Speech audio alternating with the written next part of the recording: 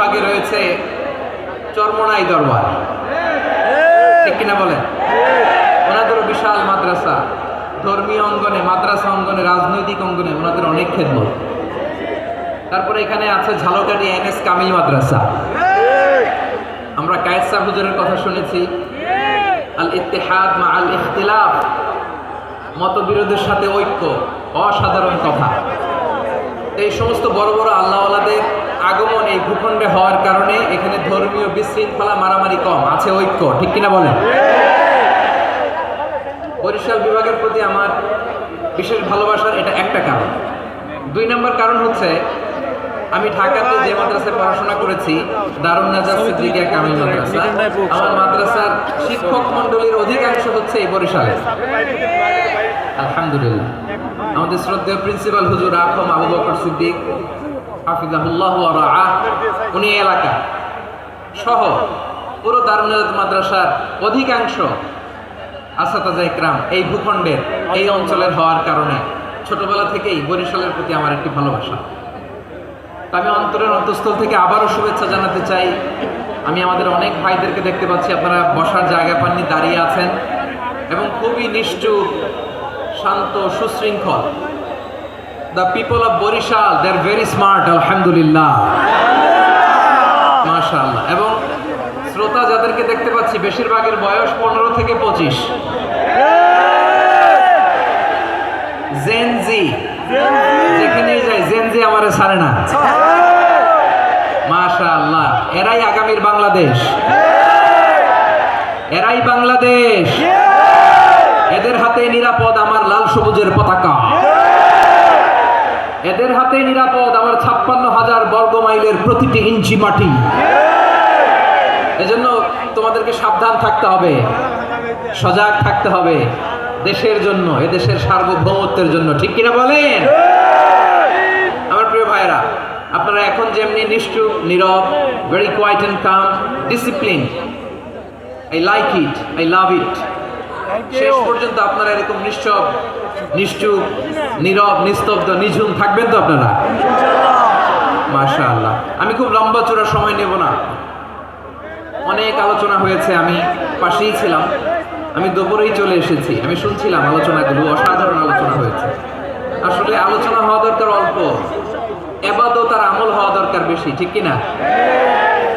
কিয়ামতের একটা আলামত হচ্ছে খুতুবুকুম তাবিলা ওয়া সালাওয়াতুকুম কাসীরা। কিয়ামতের আগে আমাদের বক্তব্য হয়ে যাবে লম্বা।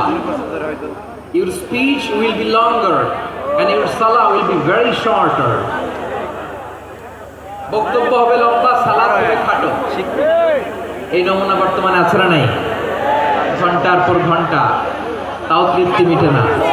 অনেক জায়গায় রাত পর্যন্ত, মিডনাইট পর্যন্ত, মধ্যরাত পর্যন্ত আলোচনা হয়, এটা ঠিক নয়। বক্তব্য হবে একেবারে gist, cream of the creams, একেবারে ক্রিম কথাটা আলোচক উপস্থাপন করবে।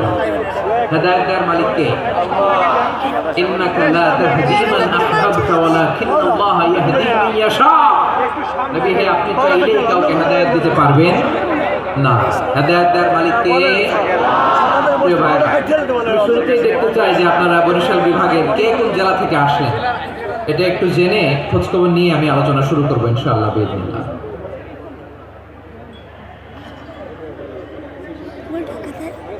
প্রিয় ভাইরা, আমি দেখতে চাচ্ছি আপনাদের এই বরিশাল বিভাগের ভোলা জেলা আছে না একটা, দ্বীপ জেলা, ওখান থেকে কেউ আসতে পারছেন নাকি? হ্যাঁ, আল্লাহু আকবার, আসছে তো, ওই যে হাত দেখা যাচ্ছে। সর্বনাশ, মাশাআল্লাহ, ঠিক আছে, আল্লাহ আমার ভাইদেরকে তুমি কবুল করো। আমিন। বরগুনা জেলা থেকে কেউ এসেছেন আজকে প্রোগ্রামে? ইয়া সালাম, মাশাআল্লাহ, মাশাআল্লাহ, ওয়েলকাম। ঠিক আছে, পিরোজপুর জেলার কেউ এসেছেন? পিরোজপুর জেলা থেকে মাশাআল্লাহ, অনেক ভাইরা এসেছেন। ঝালকাঠি, মাশাআল্লাহ, ঝালকাঠির অনেক আসছে। তারপর বরিশাল জেলা থেকে কারা কারা এসেছেন? বরিশাল, মাশাআল্লাহ, তাবারাকাল্লাহ। এবার পটুয়াখালী জেলার কারা কারা দেখি?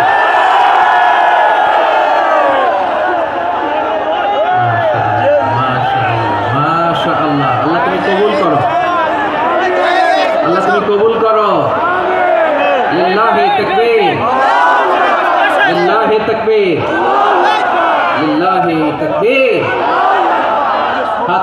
প্রিয় ভাই না করে পটুয়াখালী জেলা শহরের মাশাআল্লাহ ওই যে থেকে আমাদের ভাই এসে প্লেকার্ড নিয়ে দাঁড়াইছে। ঠিক আছে, প্লেকার্ড দেখেছি কি আমাদের। আচ্ছা, এই বরিশাল বিভাগের বাইরে থেকে কারা কারা আসছেন দেখি, কেউ আছেন কিনা? মাশাআল্লাহ, অনেক অনেক অনেক মাশাআল্লাহ। আল্লাহ কবুল করুন, আল্লাহ কবুল করুন। ফি আমানিল্লাহ। চাঁদপুর, ঠিক আছে ঠিক আছে, হ্যাঁ ইলিশের বাড়ি চাঁদপুর, ঠিক আছে মাশাআল্লাহ। বসুন বসুন। সম্মানিত ভাইরা, আসুন আমরা মূল আলোচনার দিকে চলে যাই। আজকে আমরা যে টপিকটা নিয়ে আলোচনা করব সেটা হচ্ছে, আমরা যে জীবনে বিপদে পড়ি, আমরা বিপদে পড়লে আমাদেরকে উদ্ধার করে কে? আল্লাহ ছাড়া আমাদের বাঁচানোর কেউ আছে? উদ্ধার করার কেউ আছে?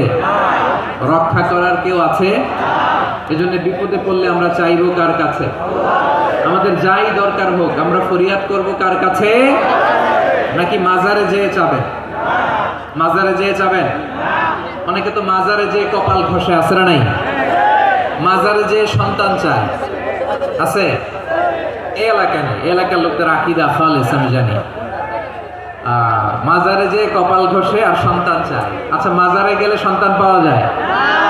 আচ্ছা, মাজারে না গেলে যদি বাচ্চা না হতো, গরু ছাগলের যে বাচ্চা হয় ওরা কোন মাজারে মানত করে বলেন? কথা কি বুঝতেছেন? এই যে প্রতি বছর গরু ছাগল ভেড়া এগুলো যে বাচ্চা দেয়, এরা কোন মাজারে যে মানত করে? এজন্য চাইতে হবে একজনের কাছে, তিনি কে?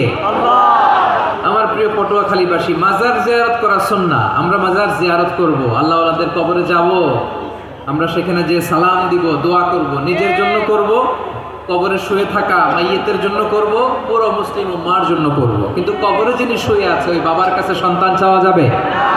চাকরি চাওয়া যাবে? সফলতা চাওয়া যাবে? সফলতা দেয় কে? সবাই বলেন নাই, আওয়াজ করে বলেন, সফলতা দেওয়ার মালিক কে?